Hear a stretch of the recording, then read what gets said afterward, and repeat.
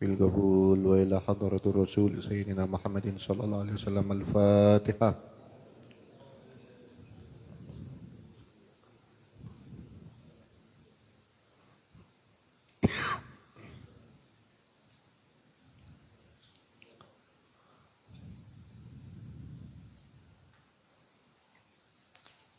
Ma'asyiral hadirin wal hadirat rahimakumullah.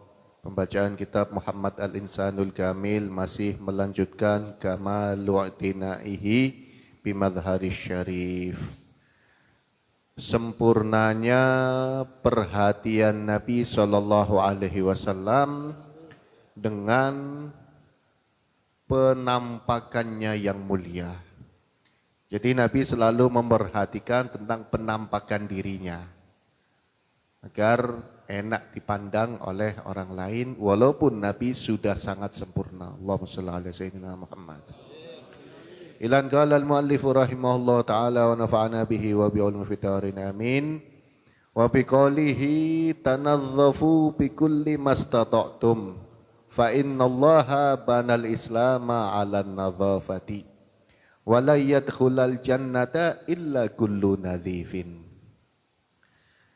Di samping Nabi perhatian dengan kebersihan dirinya, di samping Nabi perhatian dengan kerapihan badannya, Nabi juga memerintahkan umatnya untuk selalu bersih. Nabi memerintahkan kita agar selalu berpenampilan rapi, bukan mewah tapi rapi. Di antaranya tentang perintah tersebut, Nabi SAW bersabda, tanazzafu bikulli mastata'tum. Wahai umatku, bersih-bersihlah kalian dengan segenap apa yang kalian mampu. Jadi semaksimal mungkin kita diperintahkan untuk bersih-bersih. Maaf, tidak ada aturan Islam yang membebani kita. Semuanya aturan Islam itu sesuai dengan kemampuan kita. Karena dalam Al-Quran Allah sudah menjelaskan, a'udzubillahi minasyaitonirrajim, yuridullahu bikumul yusra wala yuridu bikumul usra. Allah selalu menghendaki untuk kalian wahai umat Nabi Muhammad kemudahan, dan Allah tidak menghendaki kesusahan. Haji yang membutuhkan biaya, haji yang membutuhkan kekuatan fisik, haji yang membutuhkan perjalanan jauh untuk orang yang jauh dari kota Mekah, maka di situ ada keringanan. Apa keringanannya? Manistata'a ilaihi sabila. Haji itu wajib, tapi bagi yang mampu. Nah, bersih-bersih itu perintah Nabi SAW. Tanazzafu bikulli mastata'tum. Bersih-bersihlah kalian dengan segenap kemampuan yang kalian miliki. Ini perintah Nabi. Jadi kita harus selalu bersih. Nabi tidak memerintahkan kita untuk selalu pakai baju baru. Tentu memberatkan. Tapi kalau bersih kan enggak memberatkan. Kecuali maaf yang uzur sakit misalkan. Maka semampunya dia bersih-bersih. Kalau kita sehat, kita enggak ada uzur, maka bersih-bersih itu adalah perintah Nabi. Bersih-bersih itu adalah sunnah Nabi kita Muhammad SAW. Baju yang bersih, kopiah yang bersih, sarung yang bersih. Kalau perempuan semua bajunya baik jilbabnya, gamisnya, dasternya yang bersih. Itu perintah Nabi SAW. Bahkan nanti kita akan sampai tentang tempat. Nabi juga memerintahkan kita untuk membersihkan tempat. Kenapa kok kita diperintahkan untuk bersih-bersih? Fa innallaha banal islama 'alan nadhafah. Karena Allah Subhanahu wa taala mendirikan Islam, membangun Islam atas pondasi kebersihan. Kira-kira ada enggak aturan Islam, ada enggak syariat Islam yang di dalamnya ada sesuatu yang kotor? Enggak ada. Sholat harus bersih. Puasa membersihkan jasad kita dan membersihkan batin kita dari kotoran. Semuanya menjadikan kita bersih. Maka kita pun harus dalam keadaan bersih. Bahkan, nah ini, Nabi menjelaskan, walayyadkhulal jannata illa kullu nadhifin. Tidak akan masuk surga kecuali semua orang yang bersih. Tentu ini maksudnya adalah bersih dari dosa. Kalau orang ada dosa akan dibersihkan dulu baru masuk surga. Nah, surga aja hanya menerima orang yang bersih. Maka kita di dunia kalau pengen menjadi calon-calon penduduk surga, mudah-mudahan kita semuanya calon penduduk surga dan kita masuk surga nanti. Kalau kita pengen tercatat sebagai calon penduduk surga yang bersih. Harus yang bersih. Karena maaf, bersih itu enak dipandang, enggak bersih itu ganggu orang yang memandang. Ganggu orang itu kan dosa. Maaf, kita sholat di masjid, di musola, sampingnya kita misalkan seminggu enggak mandi. Kira-kira kita terganggu apa enggak?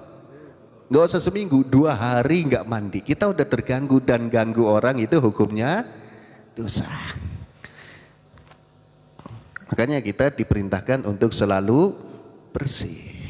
Anak kita ngelihat kita kalau kita bersih juga mereka senang. Orang tua kita kalau ngelihat kita bersih juga mereka senang. Yang udah nikah, pasangan hidup kalau ngelihat kita bersih juga senang. Makanya Nabi pengen hidup kita ini senang. Gak ada aturan Nabi yang menjadikan hidup kita susah. Di antara sesuatu yang bikin hidup kita senang adalah bersih. Kita masuk rumah, kalau rumahnya bersih, enak apa enggak? Seneng kan?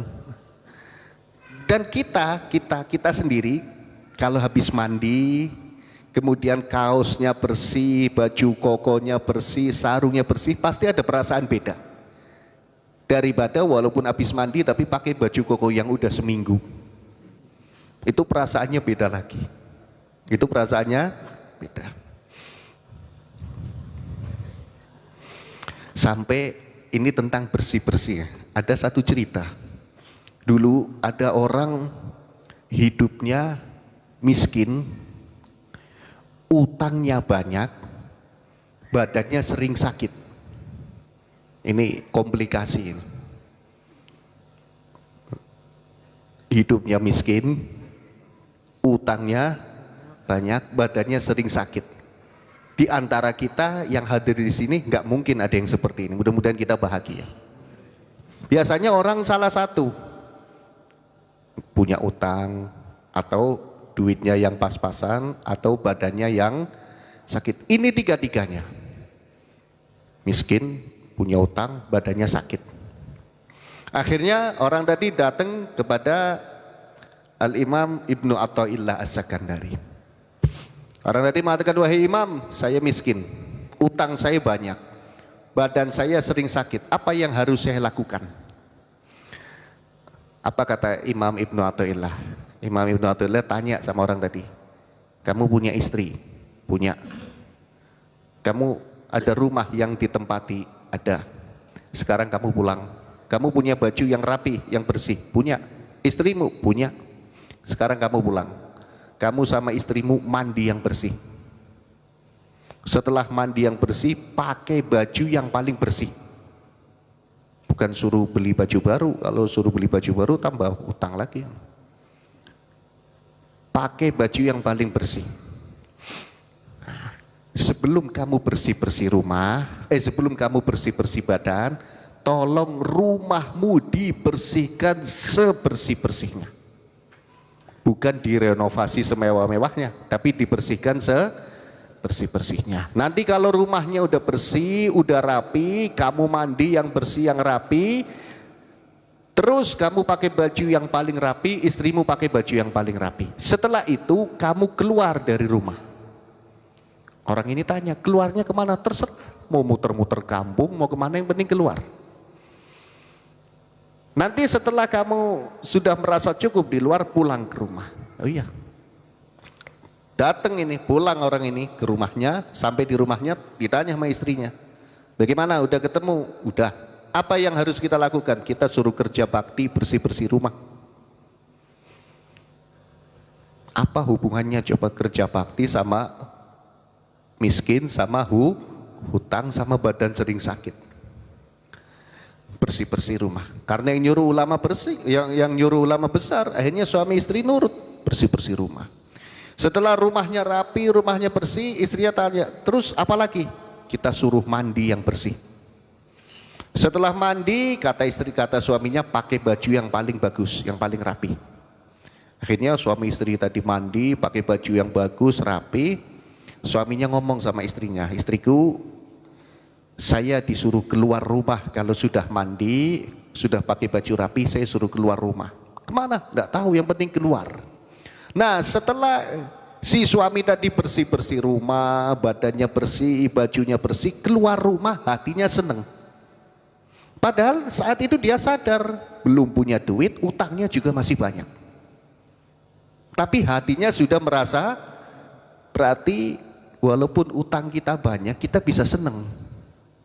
Kadang kan ada orang ngomong, wah susah seneng kalau utangnya masih banyak. Walaupun ada orang yang duitnya belum banyak, tapi hati bisa senang. Buktinya ini orang ini, dia sadar utangnya banyak, dia sadar belum punya uang, tapi hati bisa senang. Keluar karena hatinya senang, wajahnya berseri-seri, banyak yang nyapa hari itu. Tumben-tumbennya, muter ke sana kemari, sudah dirasa cukup, dia pulang ke rumah, istrinya di rumah lagi senyum-senyum sendiri. Kita tanya sama suaminya, kamu ngapain senyum-senyum? Istrinya jawab, iya ya, enak ternyata rumah kalau bersih ya. Enak ternyata kalau badan kita bersih. Seneng ya hati kita kalau pakai baju yang rapi. Duduk suami istri tadi, tengah-tengah suami istri tadi duduk, ada tamu datang. Assalamualaikum, waalaikumsalam. Ada apa? Si tamu tadi mengatakan, maaf, saya ini di rumah banyak dagangan. Kira-kira kamu kalau ikut jualin mau apa enggak? Si suami tadi langsung nyambut dengan semangat, mau. Yang penting enggak pakai modal, enggak pakai modal. Ambil dagangan, jual, laku, setor. Enggak laku, balikin. Akhirnya diambil dagangannya, tapi hatinya seneng, penuh semangat ngambilnya. Ditaruh di rumah, subhanallah, laku. Sampai dia punya uang, laku habis, ambil lagi, laku lagi, ambil lagi, terus seperti itu sampai uangnya banyak, bisa nutup utang dan dagangannya tetap laris, uangnya tambah banyak, badannya tambah sehat. Dia datang ke tempat Imam Ibnu Athaillah, wahai Imam, terima kasih, alhamdulillah keadaan saya sekarang membaik, berangsur-angsur utang saya mulai saya tutup, dan alhamdulillah pemasukan juga mulai lancar. Yang saya tanya, kenapa waktu saya datang ke sini suruh bersih-bersih? Apa hubungannya dengan rezeki? Beliau mengatakan, ketika orang bersih hatinya senang. Ketika hati senang, yang datang yang bikin senang. Yang datang ke dalam kehidupannya yang positif. Nah, ini yang bikin kehidupan kita berubah. Jadi kalau pengen hidup kita berubah, keluarga kita semakin baik, rezeki kita semakin baik, mulai dari diri kita, keluarga kita, rumah kita, bersihkan. Insya Allah hidup kita akan semakin baik. Ini rahasianya, diantara hikmah kenapa Nabi memerintahkan kita untuk selalu bersih. Wa akbaru dalilil ala nadhafati badanihi syarif, tayyibu irkihi syarif, wa raihatihi allati tafukul ambar wal miskah. Dan paling besarnya petunjuk, paling besarnya bukti atas kebersihan badannya Nabi SAW yang mulia adalah tayyibu irkihi, wanginya keringatnya Nabi yang mulia. Memang wanginya keringatnya Nabi itu mukjizat, tapi menunjukkan bahwa Nabi itu dalam keadaan keringatnya aja sama Allah diciptakan dalam keadaan wangi. Nah kalau kita karena keringatnya nggak wangi, ya pandai-pandai bikin wangi. Jangan malah dibiarkan. Jadi pandai-pandai bikin wangi. Wa raihatihi allati tafukul ambar wal misk. Dan aromanya keringat Nabi yang mengungguli ambar, jenis minyak wangi yang mahal. Wal misik, dan misik. Ambar dan misik yang terkenal mahal, yang terkenal aromanya enak, itu terkalahkan dengan aroma keringatnya Nabi kita Muhammad sallallahu alaihi wasallam. Nah kalau kita kan nggak seperti itu, ya sering pakai minyak wangi. Tapi maaf untuk ibu-ibu, untuk akhwat ini, kalau keluar rumah cukup pakai minyak wangi untuk menutupi aroma badannya yang kurang enak. Cukup itu. Jangan sampai semerbaknya 1 kilo udah kecium. Itu nggak boleh, dosa itu. Orangnya udah di lampu merah,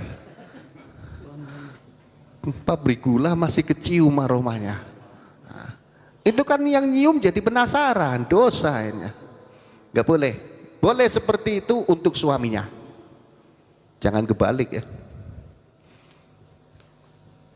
Boleh seperti itu untuk yang belum nikah, ya jangan berarti. Dosa, haram itu hukumnya. Karena wanita melakukan sesuatu yang menimbulkan syahwatnya laki-laki, itu wanita tersebut mendapatkan dosa besar.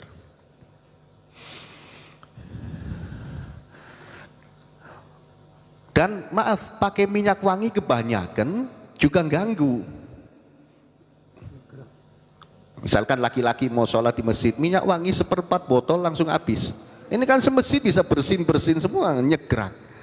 Jadi ya khairul umur ausatuha. Beda dengan aroma khasnya Nabi kita Muhammad sallallahu alaihi wasallam. Walaupun semerbaknya luar biasa, nggak ada yang terganggu, malah seneng semua. Jadi wajar lah, yang wajar. Jangan berlebihan dan jangan meninggalkan.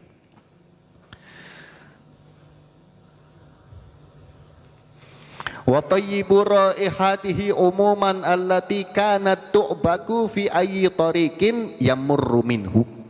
Dan wanginya Nabi secara umum allati kanat tu'baku, yang ada tercium wangi tersebut fi ayyi tariqin yamurru minhu, di jalan apapun yang Nabi lewat darinya. Pokoknya Nabi lewat jalan apapun jadi wangi. Walaupun maaf, seandainya Nabi lewat jalannya penuh dengan tumpukan sampah, kan biasanya aromanya nggak enak. Kalau Nabi jalan di situ, maka aroma yang nggak enak berganti menjadi aroma wangi Nabi kita Muhammad sallallahu alaihi wasallam. Wa ma dzalika fa innahu la syakka fi anna hadza min khasaisihi sallallahu alaihi wasallam. Dan dengan semuanya itu tidak diragukan lagi bahwasanya wangi-wangi tadi itu adalah di antara kekhususan yang dimiliki oleh Nabi kita Muhammad sallallahu alaihi wasallam. Nah kita maaf Bapak Ibu, kalau pengen mengikuti jejaknya Nabi Muhammad, pengen mengikuti langkahnya Nabi Muhammad, pengen mengikuti kebiasaannya Nabi Muhammad, maka usahakan jangan sampai tercium dari tubuh kita aroma yang kurang sedap. Baik kita di depan istri kita, baik kita di depan suami yang perempuan, baik depan anak, baik depan orang tua. Usahakan selalu dalam keadaan, ya pokoknya jangan ada aroma yang kurang sedap. Itu diantara perkara yang diperintahkan dan dicintai oleh Nabi kita Muhammad sallallahu alaihi wasallam. Ini aroma. I'tina'uhu bisya'ri, perhatiannya Nabi sallallahu alaihi wasallam dengan rambut. Dengan apa? Rambut. Baik laki-laki perempuan kan punya rambut. Ini harus diperhatikan, nih rambut yang di kepala. Bagaimana Nabi itu perhatian dengan rambutnya? Pertama, bitanzifihi, dengan membersihkannya. Nabi itu rambutnya wangi karena keringatnya, tapi selalu dibersihkan. Apalagi kita yang keringatnya nggak wangi. Jangan sampai keramas 40 hari sekali.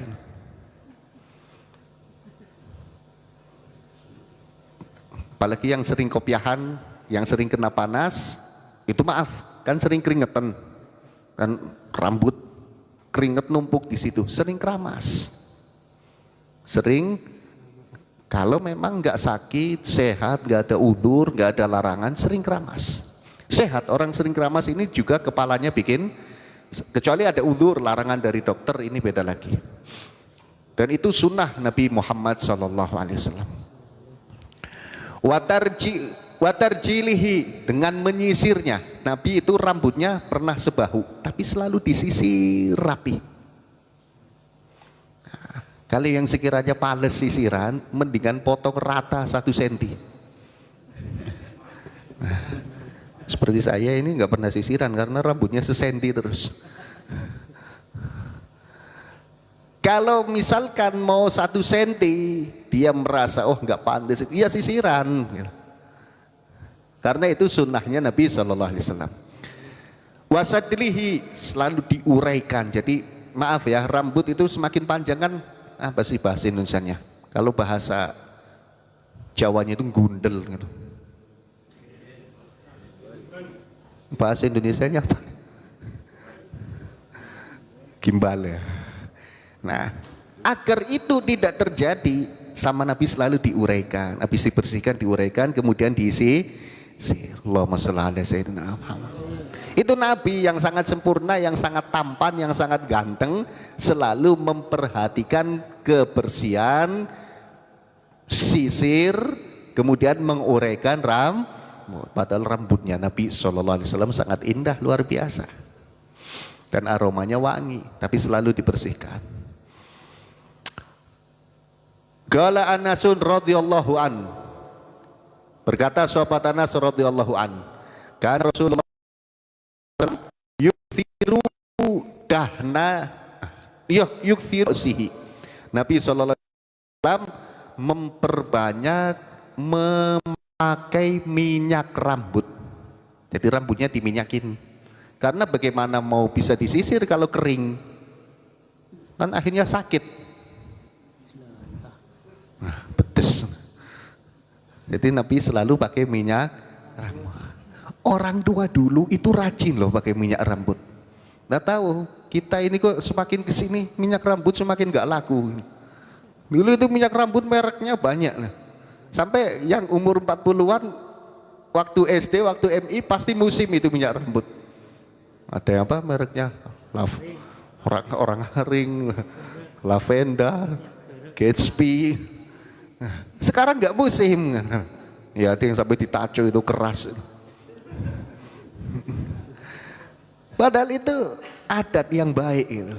Itu adat yang baik.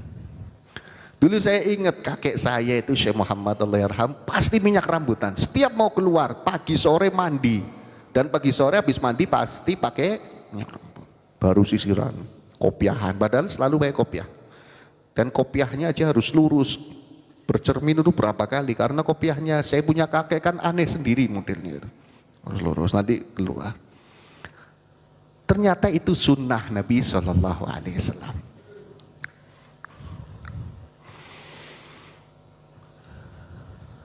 Watasriha lihyatihi, dan Nabi selalu meluruskan jenggot, dibentuk rapi. Jadi yang pengen melihara jenggot siap-siap rapi-rapi.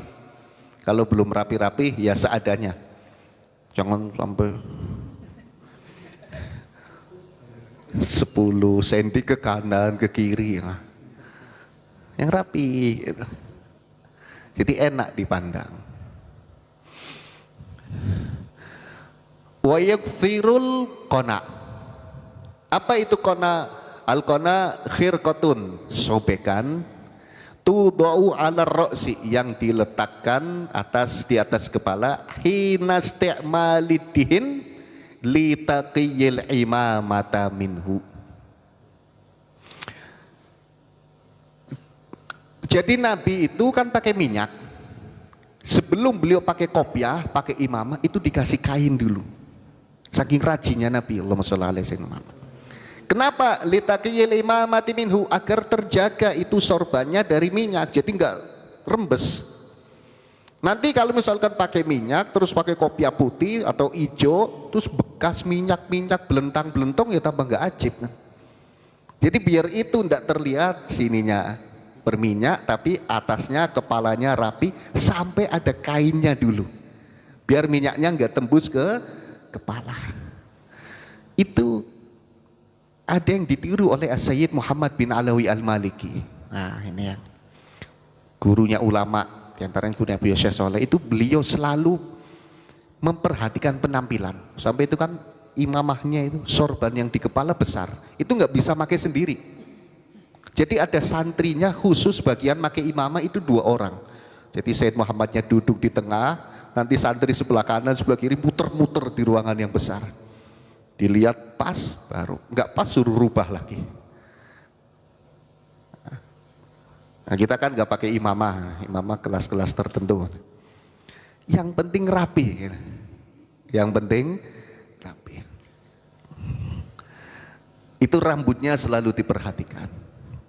Yang berikutnya, i'tina'uhu bi'ainihi. Jangankan rambut, bentuk mata, kebersihan mata pun selalu diperhatikan oleh Nabi kita Muhammad SAW.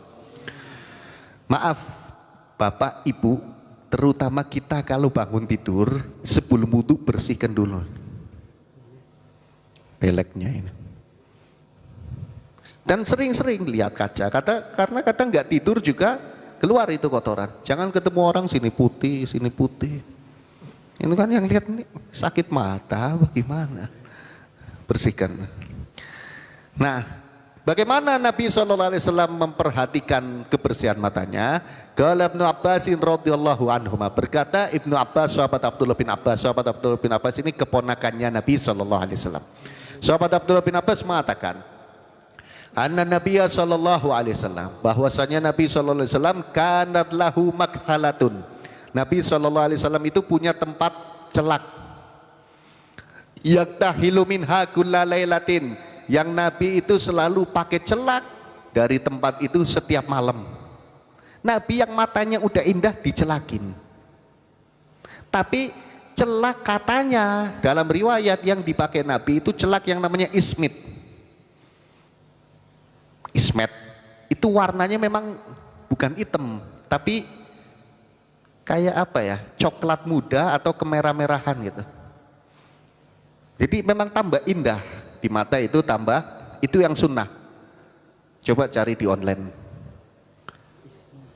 Nah, kalau mau order nih, mau di list nggak apa-apa. Nggak tahu harganya berapa. Itu sunnah dan itu bisa jadi obat mata. Itu bisa jadi obat, warnanya agak kecoklat-coklatan gitu. Dulu di Jawa Timur ada yang jualan, nggak tahu. Insya Allah sekarang banyak di online itu banyak. Bagaimana cara makan Nabi tiap malam sebelum tidur itu dipakai? Salasatan fi hadhihi wa salasatan fi hadhihi, atau salasatun fi hadhihi wa salasatun fi hadhihi. 3 kali kanan, 3 kali kiri.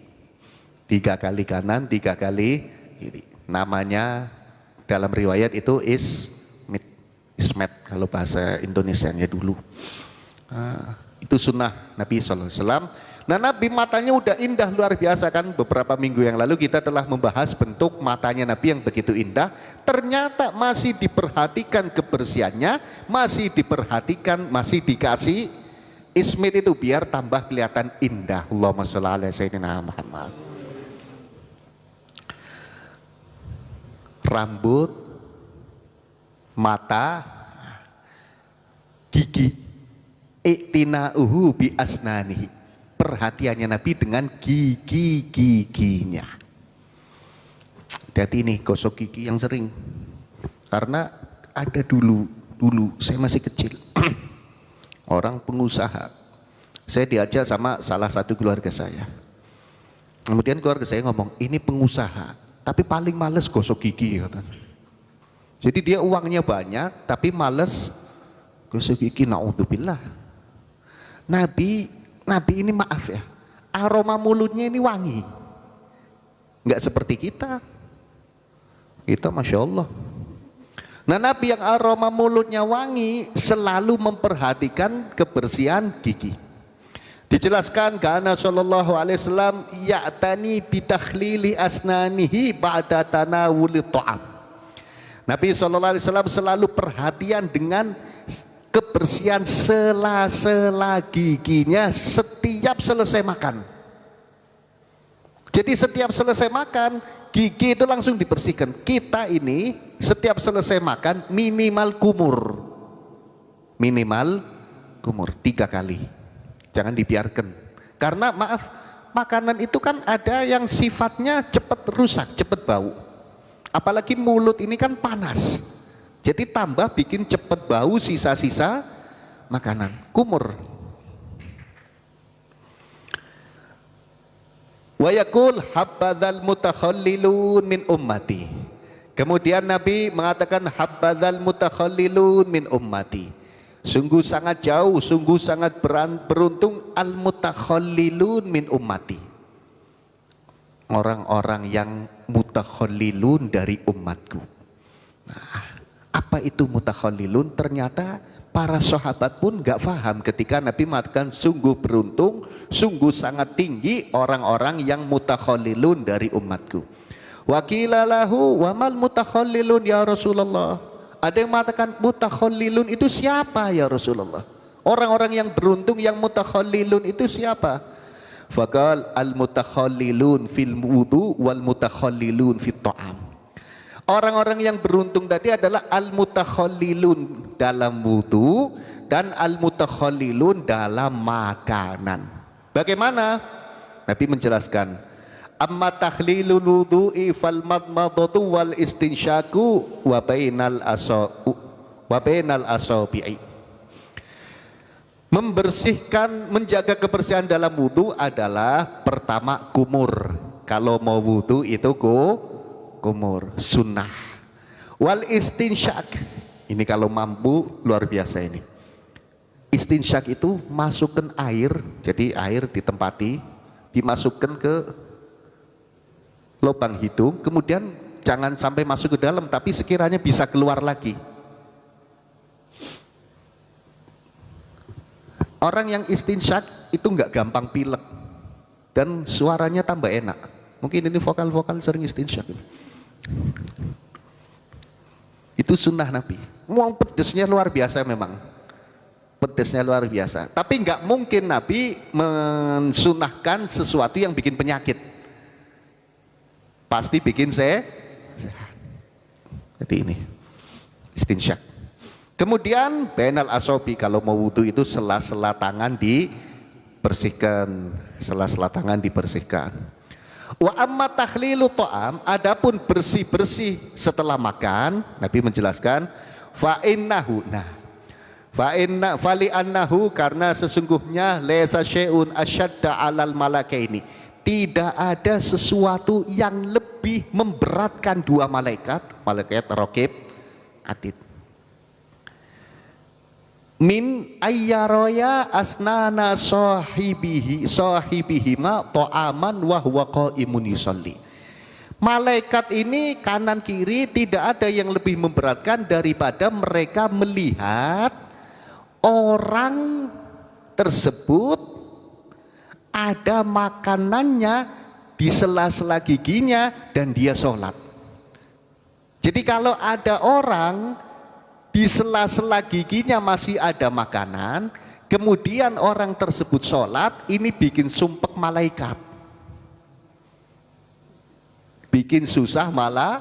Kenapa? Malaikat risih, ini orang menghadap Allah kok masih maaf, bahasa kasarnya kok masih ada gudelnya. Jadi kalau mau sholat perhatikan ini kebersihan gigi. Itu sunnah Nabi SAW, dan Nabi menjelaskan bahwa kalau itu dibiarkan bikin sedih, bikin sumpek malah. Hati-hati, yang bikin sumpek malaikat gak kira-kira. Kita bikin sumpek kiai aja bisa kualat, apalagi memberatkan malaikat. Makanya perhatikan kebersihan perhatikan kebersihan mata, perhatikan kebersihan gigi. Nah, di antara yang bisa membersihkan gigi adalah pakai siwak seperti yang telah dijelaskan kemarin. I'tinahu bi thiyabihi wa hayatihi wallahu a'lam bissawab. Ya Rabbana tarafna bi annana tarafna wa annana asrafna ala ladha asrafna fatub alaina taubatan silli kulli hauba wastur lana al-awrati wa aminir ra'ati waghfir li walidina rabbi wa mauludina wal ahli wal ikhwani وسائر الخلان وكل ذي محبة أو جيرة أو صحبة والمسلمين أجمع آمين ربي اسمع فضلا وجودا منا لا باكتساب منا بالمصطفى الرسول نقضى بكل سول بالمصطفى الرسول نقضى بكل سول بالمصطفى الرسول نقضى بكل سول صلى وسلم ربي عليه عد الحب وآله وصحبه عدد التصحب والحمد للإله في البدء والتناهي على ذنيات وكل نات صالحة وإلى حضرة النبي محمد صلى الله عليه وسلم ثم على رأي أبيه وإخوانه من الأنبياء والمرسلين ثم على رأي آله وصحبه وزوجه ثم على رأي الوشود والصالحين وعلى المدرشين وعلى العاملين ثم على والدينا ووالدكم وأمتنا وأمتكم وأمة المسلمين عامة ثم على خصوصا الإمام محمد بن سيد البصري ثم على الإمام سيد محمد بن علي المالكي ثم على بن حسن محمد بن علي الحسن الفاتحة.